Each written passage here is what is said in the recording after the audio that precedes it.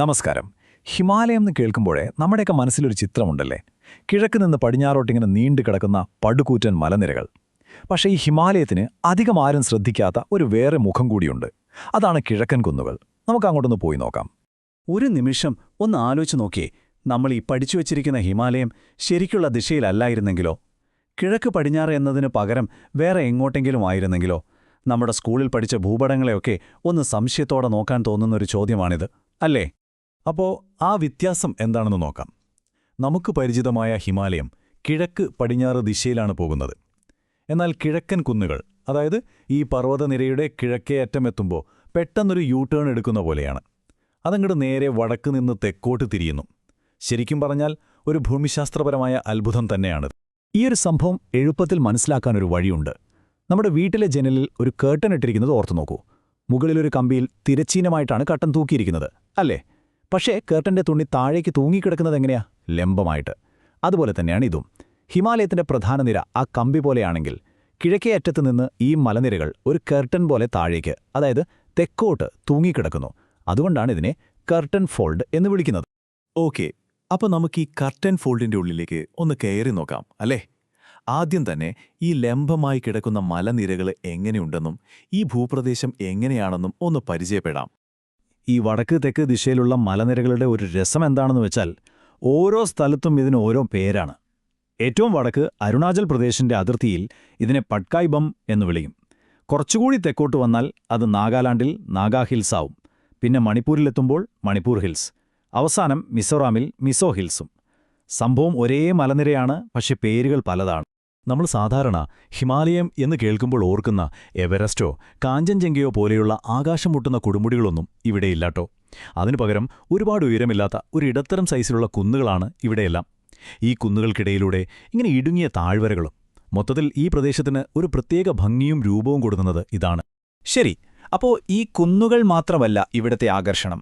വേറെയുമുണ്ട് ചില ഭൂമിശാസ്ത്രപരമായ പ്രത്യേകതകൾ. നമുക്ക് ഇവിടുത്തെ തടാകങ്ങളെയും തടങ്ങളെയും കുറിച്ചൊക്കെ ഒന്ന് നോക്കാം. ഇവിടെ വളരെ പ്രധാനപ്പെട്ട ഒരു കാര്യമുണ്ട്, മൊളാസെ ബേസിൻ. ഇതൊരു ടെക്നിക്കൽ വാക്കാണെങ്കിലും സംഗതി സിമ്പിളാണ്. മിസോറാമിലെ ഭൂരിഭാഗം സ്ഥലങ്ങളും രൂപപ്പെട്ടിരിക്കുന്നത് ഉറപ്പില്ലാത്ത മൃദുവായ മണ്ണും കല്ലുകളുമൊക്കെ അടിഞ്ഞുകൂടിയാണ്. ഇതിനെയാണ് മൊളാസെ ബേസിൻ എന്ന് പറയുന്നത്. ഈ വാക്ക് ഓർത്തു വെച്ചോളൂ, കാരണം ഇതിന് കുറച്ചുകൂടി കഴിയുമ്പോൾ വലിയ പ്രാധാന്യമുണ്ട്. ഇനി മണിപ്പൂരിലേക്ക് വന്നാൽ അവിടുത്തെ ഏറ്റവും വലിയ പ്രത്യേകതയാണ് ലോക്തക് തടാകം. നാലുപാടും മലകളാൽ ചുറ്റപ്പെട്ട് കിടക്കുന്ന ഒരു വലിയ ശുദ്ധജല തടാകം. ശരിക്കും അതിമനോഹരമായൊരു കാഴ്ചയാണത്. ഈ പ്രദേശത്തെ ഒരു ഐക്കണെന്ന് തന്നെ പറയാം. ഇനി ഇവിടത്തെ നദികളുടെ കാര്യം അതിലും രസമാണ്.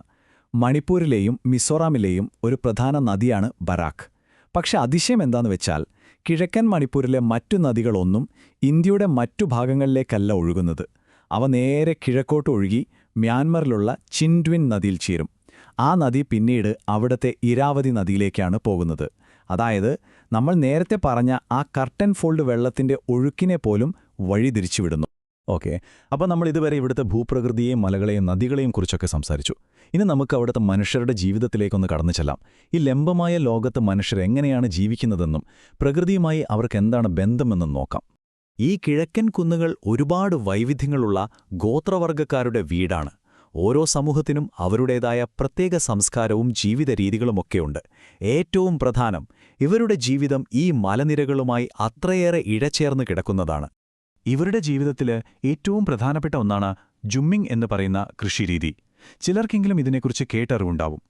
അവർ കൃഷി ചെയ്യാൻ വേണ്ടി കാടിന്റെ ഒരു ചെറിയ ഭാഗം വെട്ടിത്തെളിച്ച് കത്തിക്കും. ആ ചാരം വളമായി ഉപയോഗിച്ച് അവിടെ കുറച്ചുകാലം കൃഷി ചെയ്യും. മണ്ണിന്റെ ഫലഭൂയിഷ്ഠത കുറയുമ്പോൾ ആ സ്ഥലം അതുപോലെ വിട്ടിട്ട് അവർ വേറൊരിടത്തേക്ക് മാറും. പഴയ സ്ഥലം വീണ്ടും കാടായി മാറാൻ സമയമെടുക്കും. തലമുറകളായി അവർ പിന്തുടരുന്ന ഒരു രീതിയാണിത്. ഈ ഭൂപ്രകൃതിയോട് ഇണങ്ങി ജീവിക്കാനുള്ള അവരുടെ ഒരു മാർഗം. പക്ഷേ ഈ മനോഹരമായ ജീവിതത്തിനും പ്രകൃതിക്കും ഒരു ഇരുണ്ട വശമുണ്ട്. ഈ കാണുന്നത്ര ഉറപ്പുള്ളതല്ല ഈ ഭൂപ്രദേശം. ഇത് വളരെ ദുർബലമാണ്. നമ്മളിന്ന് സംസാരിക്കാൻ പോകുന്നത് ഈ കർട്ടൻ ഫോൾഡിൽ ഒളിഞ്ഞിരിക്കുന്ന അപകടങ്ങളെക്കുറിച്ചാണ്. രണ്ട് വലിയ ഭീഷണികളാണ് ഈ പ്രദേശത്തിനുള്ളത്. ഒന്നാമത്തേത് ഭൂകമ്പ സാധ്യത. ഇന്ത്യയിലെ ഏറ്റവും കൂടുതൽ ഭൂകമ്പ സാധ്യതയുള്ള ഒരു സോണിലാണ് ഈ പ്രദേശം മുഴുവൻ വരുന്നത്. രണ്ടാമത്തേത് മണ്ണിടിച്ചിൽ. കുത്തനെയുള്ള മലഞ്ചെരിവുകളും ഉറപ്പില്ലാത്ത മണ്ണും കാരണം ഇവിടെ മണ്ണിടിച്ചിൽ വളരെ സാധാരണമാണ്. പക്ഷേ ഈ മണ്ണിടിച്ചിലിന്റെ കാരണം പ്രകൃതി മാത്രമല്ല. ഈ അപകടസാധ്യതയെ പല മടങ്ങ് വർദ്ധിപ്പിക്കുന്ന വേറൊരു ഘടകം കൂടിയുണ്ട്. എന്തായിരിക്കും അത്? അതിനുള്ള ഉത്തരം മനുഷ്യന്റെ ഇടപെടലുകളാണ്.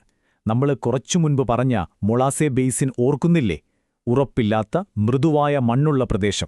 അങ്ങനെയുള്ള ഒരിടത്ത് ജുമ്മിങ്ങിനു വേണ്ടിയും മറ്റ് നിർമ്മാണ പ്രവർത്തനങ്ങൾക്കു വേണ്ടിയും മരങ്ങൾ വെട്ടിമാറ്റുമ്പോൾ എന്ത് സംഭവിക്കും? ആ മണ്ണിനെ അവിടെ പിടിച്ചു നിർത്താൻ ഒന്നുമുണ്ടാവില്ല. ഇത് സ്വാഭാവികമായും മണ്ണിടിച്ചിലിനുള്ള സാധ്യതയെ ഭയങ്കരമായി കൂട്ടുന്നു. അപ്പോ ഇതിൽ നിന്ന് നമ്മൾ മനസ്സിലാക്കേണ്ട ഏറ്റവും നിർണായകമായ കാര്യം എന്താണ്? ഈ കേർട്ടൻ ഫോൾഡ് എന്ന് പറയുന്നത് വെറുമൊരു ഭൂമിശാസ്ത്രപരമായ കൗതുകം മാത്രമല്ല. അത് എപ്പോഴും മാറിക്കൊണ്ടിരിക്കുന്ന, ഒരുപാട് അപകടസാധ്യതകളുള്ള, ജീവനുള്ള ഒരു പരിസ്ഥിതിയാണ്. അവസാനമായി ഇതെല്ലാം നമ്മളെ ഒരു വലിയ ചോദ്യത്തിനു മുന്നിലാണ് കൊണ്ടുനിർത്തുന്നത്.